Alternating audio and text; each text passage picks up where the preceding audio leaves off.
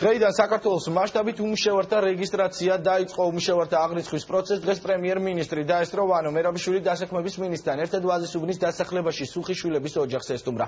მან ოჯახის უმუშევარი წევრების ანკეტების შევსებაში მონაწილეობა პირადად მიიღო. პრემიერ-მინისტრის განცხადებით რეგისტრაციის მიზანი დასაქმების მაძიებელთა პროფესიის, ასაკის და გეოგრაფიული ადგილმდებარეობის დადგენაა. მალე შეიქმნება ერთიანი ელექტრონული ბაზა, სადაც უმუშევარი ადამიანები და დამსაქმებლები დარეგისტრირდებიან. სასურველი ვაკანსიის გამოჩენის შემთხვევაში კი სამსახურის მაძიებელი ავტომატურ შეტყობინებას მიიღებს. მონაცემთა ბაზა ავიღოთ, რომ რა გავიგოთ, ჯერ ერთი რომელი პროფესიის ადამიანი ვერ შეუვლებენ სამსახურს, ვიცოდეთ. რა ასაკის ადამიანი ვერ შეუვლებენ. გეოგრაფიულად როგორ არის გადანაწილებული ეს?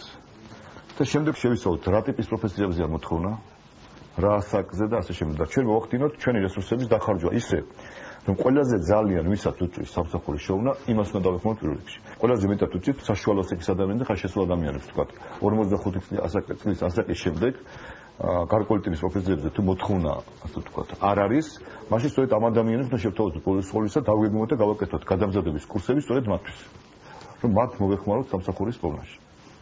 გარდა ამისა, ხშირ შემთხვევაში არის ვაკანსიები და ამის შესახებ ადამიანებმა არ იციან. ამიტომ ჩვენ გვინდა სპეციალური პროგრამა გავაკეთოთ, რომლის მიხედვითაც თქვენ ავტომატურად მიიღებთ შეტყობინებას, რომ თქვათ, აი თქვენს მეზობლად გამოჩნდა ვაკანსია და სწორედ არ არის გამორიცხული, თქვენთვის არის ეს, ასე ვთქვათ, ხელსაყრელი, როგორც თქვენთვის, ისევე შემკვეთისთვის, რომ თქვენ მათთან იმუშაოთ, იმიტომ რომ თქვენი წარსული გამოცდილება, თქვენი საცხოვრებელი ადგილი ყველაზე ხელსაყრელი ამ სამუშაო ადგილისათვის.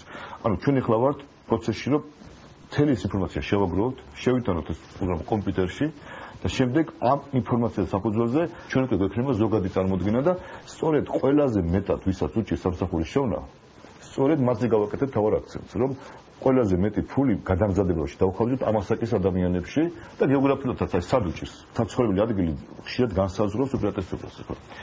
აქვე თუ საწარმო რაღაც კეთდება, რაღაც ოფისი იხსნება, მაღაზია კეთდება, რესტორანი კეთდება, კაფე კეთდება და ასე შემდეგ. რა თქმა უნდა, უპირატესობა აქვს ცხოვრება ადამიანს, იმიტომ რომ მას ნაკლები ჭირდება ტრანსპორტის ხარჯები, უფრო ნაკლები დანახარჯია დრო ტრანსპორტში და ასე შემდეგ და ასე. ამიტომ იმედი მაქვს, რომ ამას შევავსებთ ყველაფერს.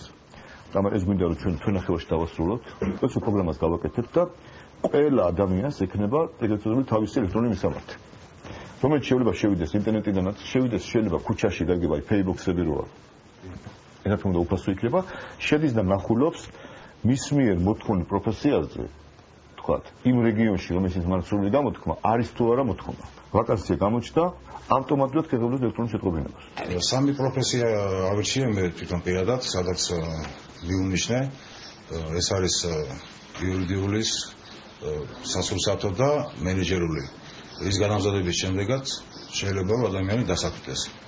საინტერესო არის ძალიან, იმიტომ რომ დიდი არჩევანია შეგნით ჩამონათვალში და ადამიანს აქვს იმის საშუალება რომ აირჩიოს პროფესია. ჩვენ დღეს ვიყავით ვადისუბანში ხვიჩა სუხიშვილის ოჯახში, ძალიან მნიშვნელოვანი და ძალიან საინტერესო შეხვედრა იყო ჩემთვის. უშუალო საუბარი იყო. ეს ხალხი არის მზად იმისთვის რომ ჩაერთოს საზოგადოების შრომაში, ჩვენ ყველაფერი უნდა გავაკეთოთ იმისთვის რომ მათი იმედები არ გავაცვლოთ. მე მგონია რომ საკმაოდ კარგი შეხვედრა იყო. არაერთი შეხვედრა გვექნება მსგავსი. ეს შექმნილი ბაზა რეალურად მოგცემს იმის საფუძველს, რომ დავიგოთ და მივხვდეთ იმას, რა მიმართულებით უნდა წავიდეთ. ყოველ შემთხვევაში პირველი ნაბიჯები აბსოლუტურად სწორია. დღეიდან უკვე აქტიურ ფაზაში გადავიდა სამუშაოს მაძიებელთა აღრიცხვის პროგრამა. ქვეყნის მასშტაბით 25 დიდი ქალაქის ყველა მაცხოვრებლის ოჯახში შევა ჩვენი დასაქმების აგენტი, სადაც შეიცვალა პერსონალური მონაცემები თითოეულ მაცხოვრებელზე, თითოეულ სამუშაოს მაძიებელზე შეიცვალა მათი კვალიფიკაციისა და მათი განათლების შესაბამისი დოკუმენტაცია, რომელიც აისახება შემდეგ მონაცემთა ერთიან ბაზაში, რაც გადაეცემა დასაქმების სამინისტროს.